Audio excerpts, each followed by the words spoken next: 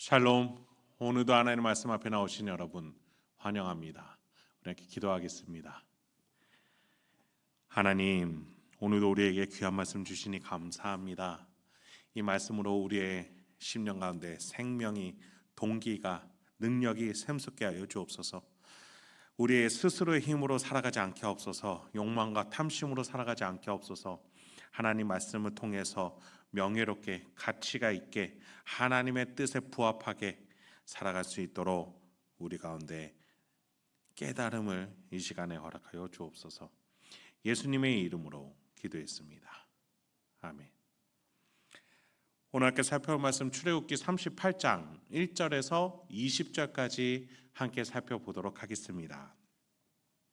오늘 본문 속에서는 이제 성막을 나와서 밖에 있는 기물들이 만들어지는 과정들을 설명해 주고 있어요.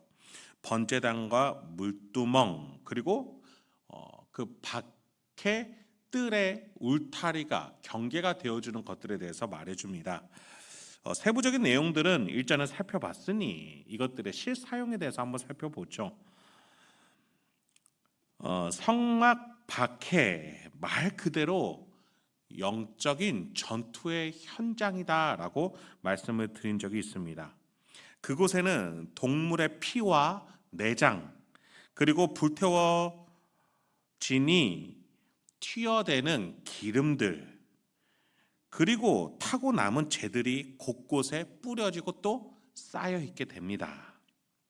한쪽에서는 동물을 잡을 때에 동물들의 울부짖는 소리와 또 잡은 가축의 고기들을 제단에 불태우니 불타는 소리가 들립니다. 그리고 그 속에서 제사장이 제사 드리는 한 가정의 가장에게 손을 얹고 기도하는 소리도 들리게 됩니다. 말 그대로 하나님이 사랑하시는 이 인류의 죄를 사하기 위해서 영적인 수술대가 펼쳐지는 광경인 것이죠. 1절 제단이 소개되고 있습니다. 그가 또 조각목으로 번제단을 만들었으니 길이는 5규빗이요 너비는 5규빗이라 네모가 반듯하고 높이는 3규빗이며 그 네 모퉁이 위에 그 뿔을 만들되 그 뿔을 제단과 연결하게 하고 제단을 노스로 쌌으며 나무로 틀을 짠 다음에 노스로 둘러서 변형이 일어나지 않도록 했습니다. 2절에 뿔이 나와요. 뿔을 만들어 제단에서 이루어지는 일들에 대한 의미는 하나님의 권위와 능력이다라고 말씀을 드렸어요. 제단을 만들 때에도 이 뿔에 피와 기름을 바르게 하심으로써 이 뿔을 특별하게 여기게끔 하셨어요. 실제로 이 율법에서는 이 뿔이 죄인들의 도피처가 되어주기도 했습니다. 왕권을 가지고 솔로몬에게 대척점에 있었던 아도니아는 후에 이 뿔을 잡으며 목숨을 구걸하기까지도 했었죠. 이처럼 제단에서 이 뿔은 죄인들의 도피처였어요. 하나님께서 용서하시고 구해주실 것이라는 기본적인 믿음의 전제가 있는 것의 상징이었죠. 그래서 이스라엘은 이 제단으로 제사들의 가축을 끌고 와서 이 뿔에 가축의 목을 이렇게 묶어놨습니다. 이 뿔에서 죄의 전달이 이루어지게 되는 것이죠. 제물들이 이 뿔에 묶여 안수당하게 됩니다. 인간들이 가지고 있던 죄가 이 동물들에게 옮겨지는 것이 아니라 성자 하나님에게 옮겨질 것을 믿음으로 표시하는 과정이었던 것이죠. 그렇게 죄의 전달이 이루어지고 그 과정 이후에 이 가축들은 이제 피 흘려 죽게 됩니다. 이 뿔에 가축들이 묶여서 죄의 전가를 받아 죽었던 것처럼 예수 그리스도는 십자가에 못 박혀 거기서 인류의 죄의 전가를 다 받아내시고 그 속에서 물과 피를 쏟으시면서 죽으셨습니다. 이스라엘에게 이 뿔이 하나님의 힘의 구원의 상징이라면 그것이 신약 시대에 와서는 십자가가 우리 성도들에게 하나님의 능력과 힘의 상징인 것이죠. 자, 이렇게 하나님의 능력으로 피한 자들이 피와 기름 불타는 그곳을 지나오게 되는 것입니다. 자, 이렇게 제단에서 영적인 수술을 마친 제사장이 이제 성소 안에 들어갈 때에는 한 성물을 거치게 됩니다. 물이 담겨져 있는 물두멍이에요. 그 속에서 손을 닦고 튄 피들을 또 묻어있는 기름과 재들을 털어냅니다. 그 속에서 하나님께 더 가까이 나아가기 위해 몸과 마음을 준비하는 것이겠죠. 그런데 8절에 보니 그가 노수로 물두멍을 만들고 그 받침도 노수로 하였으되 곧 회막 문에서 수종 드는 여인들의 거울로 만들었더라. 여인들이 거울로 쓰는 재질의 것을 가지고 이 물두멍을 만들었어요. 즉 노 중에서 가장 반사율이 높은 나 자신이 비춰 볼 수 있을 만큼의 그 재질로 만들게 하셨습니다. 노시라고 다 똑같은 노시 아니었나 봐요. 왜 이렇게 하셨을까요? 나 자신을 돌아보며 나는 죄인임을 고백하고 내가 죄인임에도 불구하고 이 성소 안에 들어갈 수 있는 이유는 저 제단에서 하나님이 성자 하나님이 나의 죄를 다 전가해 가셨음을 고백하며 이 물두멍에서 비춰지는 나 자신이 나의 공로가 아니라 성자 하나님의 공로로 그 성부 하나님이 마련하신 속죄의 그 섭리를 의지해서 들어갈 수 있게 된다라는 믿음을 가지고 들어오라는 것이죠. 그렇게 물두멍을 지나서 하나님의 은혜로 성소로 들어가게 되는 겁니다. 자, 이제 9절부터 20절까지는 이 모든 성소와 뜰 그것들을 품어내는 울타리 역할을 하는 것들에 대해서 설명합니다. 그러면서도 이것들이 은 받침대 위에 올라오게끔 하고 이 땅에 있는 것일지라도 이 땅에 속한 것이 아님을 말하게 했습니다.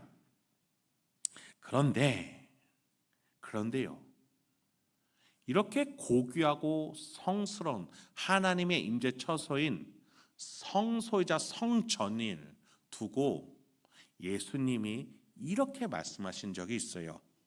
마태복음 24장 1절부터 보면 예수께서 성전에서 나와서 가실 때 제자들이 성전 건물들을 가리켜 보이려고 나오니 대답하여 이르시되 너희가 이 모든 것을 보지 못하였느냐? 내가 진실로 너희에게 이르노니 돌 하나도 돌 위에 남지 않고 다 무너뜨려지리라. 물론 성막과 성전은 물리적으로는 다르지만 지금 제가 보고자 하는 것은 하나님이 계신 곳인 성스러운 곳, 이 물리적으로 성스러운 공간을 따로 만들어 놨던 성전이 예수님이 그것을 향해서 무너질 때가 온다라고 말씀하셨다는 거예요. 네, 성막이든 성전이든 어쨌든 그것은 최종적인 목표 지점이 아니에요. 무너질 때가 와요. 바로 종말의 때예요. 세상의 망함에 대해서 예수님을 말씀하시면서 이 세상에서 이 성전이 성막이 필요 없어질 때가 온다라는 거예요. 언제입니까? 하나님이 사라지거나 아니면 하나님이 성전 밖으로 나오시거나. 네, 예수님이 이 땅에 오심으로써 하나님이 성전 밖으로 나오셔서 우리 심령 한 사람 한 사람 가운데 오셨던 것이죠.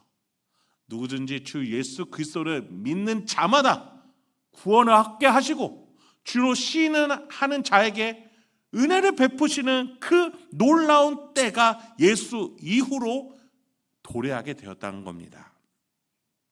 예수가 이 땅에 오자 성소의 휘장은 찢어지고 율법은 완성되었으며 제사는 사라지게 되었습니다. 그리고 점점 더 마지막 날이 가까워지고 있어요. 그 마지막 날이 가까울수록 하나님께 더 가까이 나아가면 나아갈수록 천국이 가까웠다라고 예수님이 선포하신 그날로부터 물질의 성전이 아니라 우리의 안에 계신 성령 하나님께 깨달음을 받아 하나님의 보좌 우편에 갈 날이 얼마 남지 않았음을 우리는 깨닫게 되는 것이죠. 그날은 도적같이 임할 것입니다. 그러나 깨어있는 자에게, 성령과 동행하는 자에게 하나님의 은혜로 예수 그리스도로 말미암아 이 성막에서 주어진 놀라운 은혜들이 지금 내가 입고 있는 것임을 안고 믿는 자에게는 도적과 같이 임하지 아니할 것입니다. 물질의 성전은 이제 더 이상 역할을 하지 못합니다. 성령이 우리 안에 계시니 우리가 성전된 신자로서 우리가 곧 성전이요 하나님의 나라이기 때문입니다. 성령이 우리 마음에서 물두멍이 되어 주셔서 우리가 우리 자신을 바라보며 회개케 하십니다. 또 하나님의 은혜로 의인이 되었음을 깨닫게 하세요. 성령이 우리 마음속에서 희생 제사물이 되어 주신 예수 십자가를 깨닫게 해 주십니다. 그러니 이제 성막이, 성전이 필요 없죠. 더 귀한 성령 하나님이 우리 안에 계시기 때문이에요. 이제 말씀을 마치도록 하겠습니다.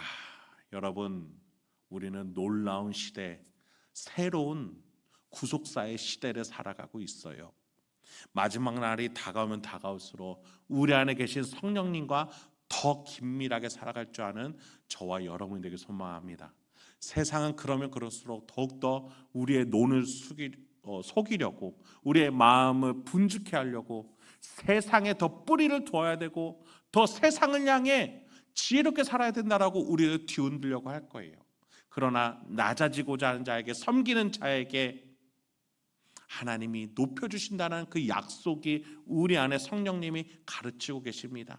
예수가 우리를 섬기려고 그 성막으로서, 십자가로서 섬기려고 이 땅에 먼저 오셨음을 기억하며 우리가 오늘도 그 예수를 따라 성전이 되어서 섬기러 나갈 수 있는 믿음의 지체가 되어야 될 줄 믿습니다.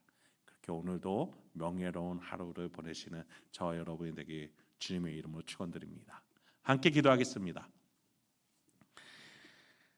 하나님, 오늘도 우리에게 귀한 말씀 주시니 감사합니다. 이 말씀을 통해서 오늘도 내가 어떠한 마음가짐과 태도로 가지고 살아가야 될지 하나하나 깨달아지게 주여 인도하여 주시옵소서. 주님, 우리는 너무나 연약합니다. 그래서 스스로의 힘으로 살아갈 수 없습니다. 이 말씀 붙들고 살아낼 때마다 우리 안에서 삼위일체 하나님께서 역사하셔서 우리에게 각각 필요한 지혜와 용기와 소망과 기쁨으로 우리의 가정, 직장, 일상을 지켜주옵소서. 예수님의 이름으로 기도했습니다. 아멘.